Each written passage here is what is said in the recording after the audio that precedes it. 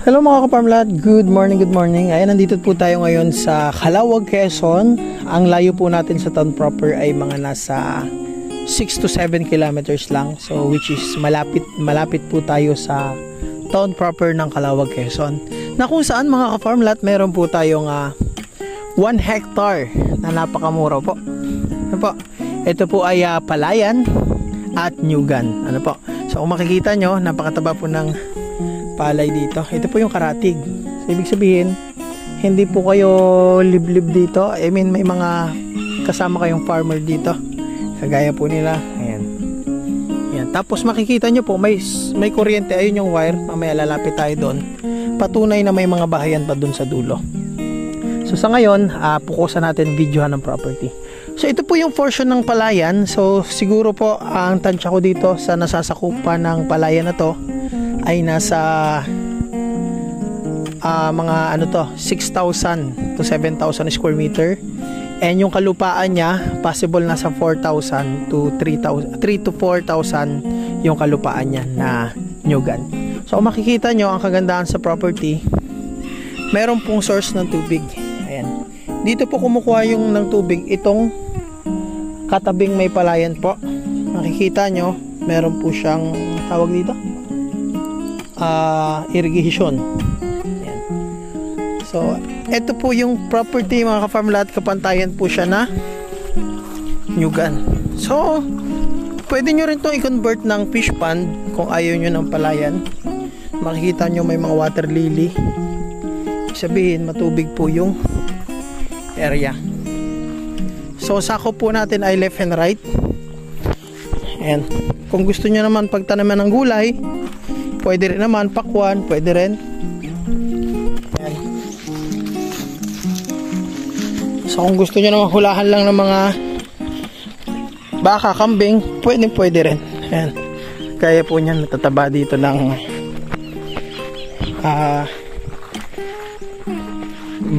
baka at kabayo. Ayan.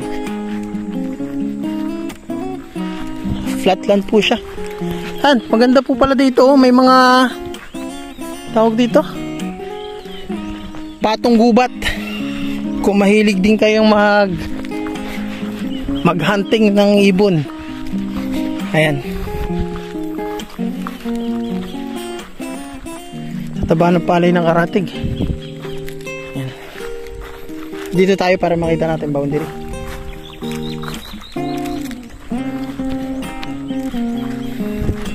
Taba po ng palayan itong karatig. Ayan.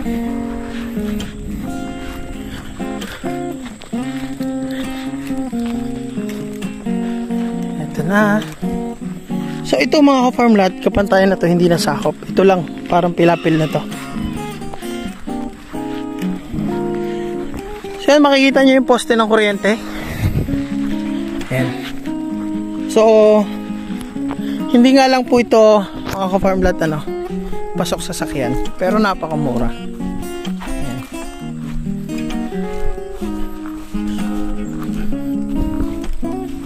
Ito siya, lapit na tayo mga ka-farmlad.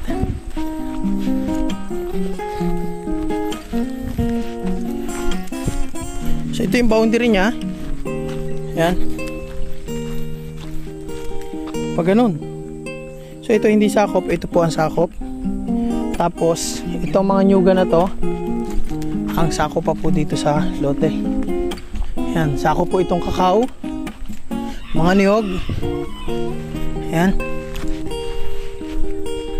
pabang prutas. So flatland ang bahagya dito. Tapos pahili yung 30 to 40% na land na para po sa ibang mga puno naman na gusto niyo itanim. Sakop ba yung mangganin? Parang hindi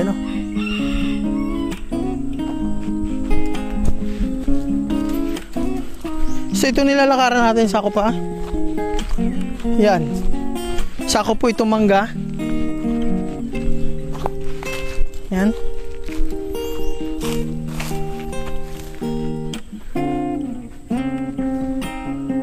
So marami rin naman pong nyug. Hanggang saan daw yan dun sa taas? Hanggang ibabaw pa? Malayo pala, no? Okay na rin. Ha? Lawak pa. Banayad lang naman siya eh. Hindi naman siya as in tarik na tarik. Banayad lang. Nakakatuwa dito sa mga ka-farmlat sa lugar na to. Kung makikita nyo, kahit tag-init na tag-init, green na green pa po dito ang paligid. Ayan. So patunay na baliwala dito ang tag-init. At kung titingnan nyo yung palay, oh, matubig yan. Kaya napakaganda rin itong area na to kasi hindi nyo problema ang tubig. Bali sa pag-tripping po natin mga ka-farmlat, so abot dito hanggang yung 4 wheels. So lahat po ng dadaanan palabas ng highway. Puro cemented road po yan, wala pong rough road. Bali mga 4 kilometers po o 3 to 4 kilometers palabas ng highway, and then pag nasa highway ka na, mga 4 kilometers nasa town proper ka na ng Calawag. Then pag nandito ka na sa barangay hall, merong pong pathway papunta dyan sa elementary school. Ayun po yung elementary school. So yung property po, yun, kung nakikita nyo yung tower na yan, sa likod po nyan, sa una-unahan, nandun na yung property. So bali mga 7 to 10 minutes po yung lakad. So sa amin mga 7 minutes na lakad lang. So sa mga buyer na medyo hindi po sanay sa lakaran, so siguro mga 10 minutes na lakad po, nandun na sa property. Ayan po, may pathway naman po daan. Ayan. Then may daan din po sa kabila kung galing po dyan sa barangay road na yun papunta doon. So kung may motor lang service ng buyer, pwede naman abot yung motor hanggang sa property. Pero kung hanggang pathway lang, mga 3 minutes na lang nalakad na sa property o sa motor. Pero kung hindi maselan ng buyer, gustong ipasok yung motor niya hanggang property, pasok naman po. Bali, ito naman mga ka-farmlat yung isang community dito. So, ito yung isang daan ng pathway po. So, itong pwesto natin sa kabahayan, siguro mga 300 meters yung distance nito doon sa property for sale natin. At least, pinapakita ko po sa inyo na yung property natin, hindi siya ganun kaliblib. May mga community po malapit dun sa property. So, nagkataon lang po talaga na yung property ay hindi po tabing kalsada. So, yun po. Kaya siya mura. For only 350,000. Meron ka ng, meron ka ng 1.2 hectares na palayan at may nyugang ka pa. So, ayan, makikita nyo yung blue. So, may source po ng tubig dito. Kung pambahay na po. Kung gusto nyo naman, pwede naman kayo mag-deep well, mag-pump na lang. And galing dito sa community na to, ito naman po yung daan papunta mismo dun sa sa property. Ayan, so nilalakad po natin ngayon. Ayan mga ka-farmlat, so hanggang dito pasok po yung motor. Pero dati pasok niya ng motor hanggang dun sa loob. Pero kung gusto nyong ipasok, ayusin nyo na lang dito. So bisa dinalakaran natin, pasok pa na ang motor dito. Yung property, yun lang. So, ayan mga ka-farmlat, habang naglalakad tayo, 300 meters papunta dun sa property. Ayan, summarize muna tayo. So, ayan mga ka-farmlat, nako, napakamura nito, sa halagang 350,000. Para ka na pong bumili nung sa subdivided namin na 1,000 square meter, 350 na. Ito po, times 12 ang pagkabili mo dito kasi sa halagang 350 meron ka ng 1.2 hectares na palayan at may nyugang ka na. And ito mga ka-farmlat, para to talaga sa mga hindi masiselan sa papeles. So hindi naman kasi to clean title na pagkabili nyo pwede mo na agad i-transfer. So ito po, isang title lang po ito, buo po siya. Kung pagkabili nyo, isang title po talaga ito. So 1.2 hectares, yun nga lang, tagapagmana na po yung nagbebenta nito. And again mga ka-farmlat, kasi ngayon ang nagagastos na sa transfer, medyo magastos na talaga para sa halagang 1 hectare na 350,000. Siguro kung ita-transfer to, more or less 200,000 yung gastos. Imagine, halos kalahati na ng pagkabili mo yung transfer. So, ayun, sa mga maliliit po ang budget, pasok na pasok po sa inyo to dahil ito po, yun nga lang, ang negative sa niya, hindi siya tabing kalsada at hindi siya ganun kaganda yung papeles. Pero, yun nga, may sarili namang titulo and maganda naman yung property. Lakarin nga lang. Pero ang good thing, malapit po sa town proper. So, eto na po tayo.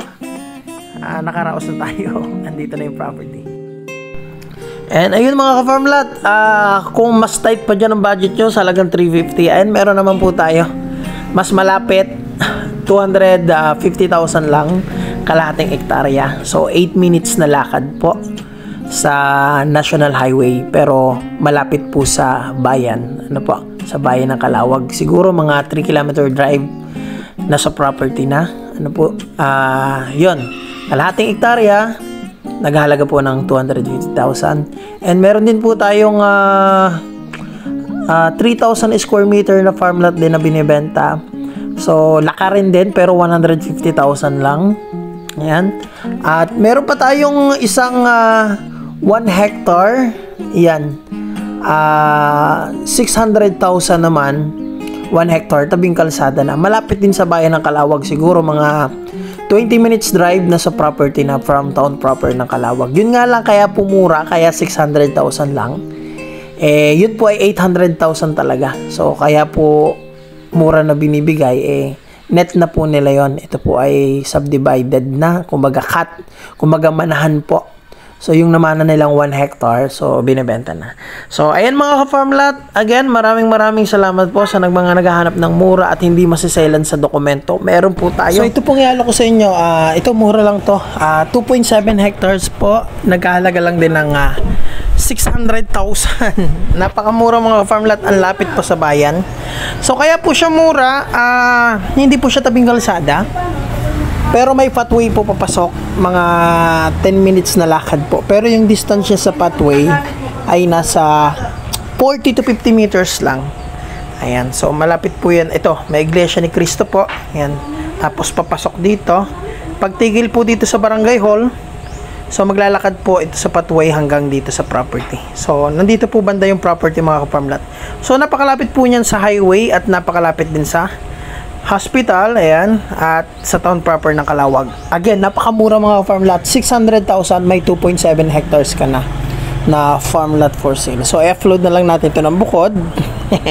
So, sana abutan pa natin. So, kaya po binibenta ng rush kasi kailangan po nung seller. Kasi pampagamot po. So, ayan, maraming salamat po.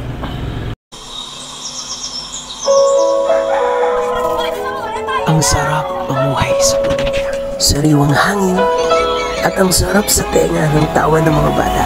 Ang sarap dito tumanda. Kaya kung wala ka pang probinsya, handang tumulong ang grupo namin para mahanapan po kayo ng retirement plan. Investment farm, ganun din ang bakasyonan. Kaya tara na, dito sa Quezon Province, habang mura pa ang mga lupa. Kaya sa mga nais pong mag-inquire, ayan po ang ating FB account, Facebook page, WhatsApp and Viber. Para sa susunod, kayo naman po ang maservisyoan namin. Maraming salamat po.